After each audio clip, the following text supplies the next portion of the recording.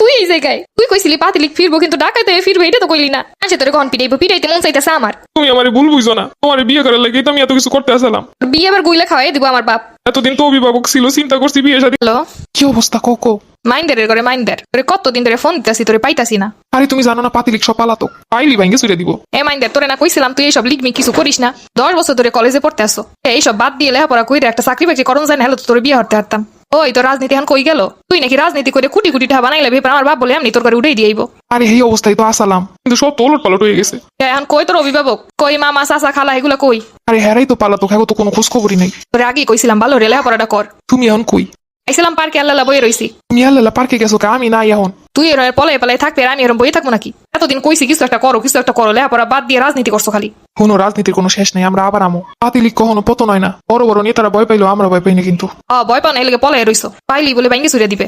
আরে ভাঙবো কি এমনি এমনি? এতদিন আমাগুলো লগে যারা আসিল ওরা যে ভাঙচুর গুলো করছে এগুলো ফেরত দিতে আসে। মাইন্ডের করে মাইন্ডের তো গেলে গিয়ে তো সরকারের পতন হইলো। তোরাই তো প্রতিটা এলাকা গরম করে রাখছো সবসময়, এমনকি আমার বাপেরও থ্রেট দিছো। আমার বাপে কইছে কাটতে হালাই দেবো, তা ওই পোলার দ্বারে দিব না। তখন তো রাজনীতি আসছিল, ক্ষমতা ছিল।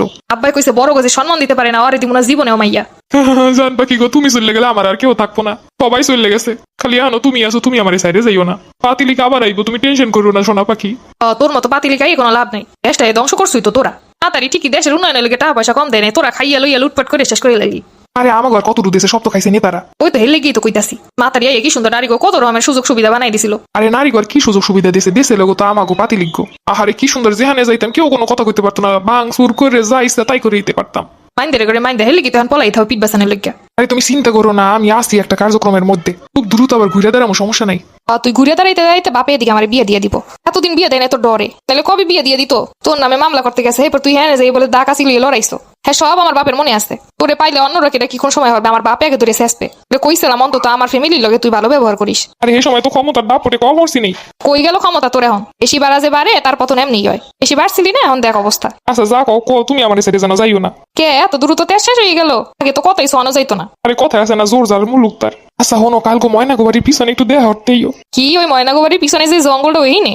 হয় হয়, ওই জঙ্গলে যে না মাসে ডরে, আমি যেমন লাগে দেখা হরতে। তোমার লাগে অনেক জিনিসপত্র আছে, থ্রি পিস, শাড়ি, চুড়ি। আসো নাকি পলাই পালাই, এতে এইগুলো আনছো কমিতে? আরে আস্তে আস্তে যত্ন করে রেখে দিয়েছিলাম, তোমার লাগে কই নেই। আচ্ছা দেখি যদি পারি।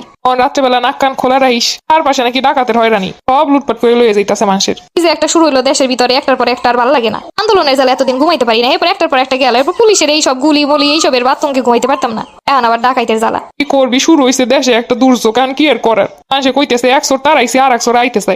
এগুলোর কোনোদিন লজ্জা হইব না? এদের মাথায় কোনো চিন্তাই নেই, দেশের মানুষ কেমনে শান্তিতে থাকবো।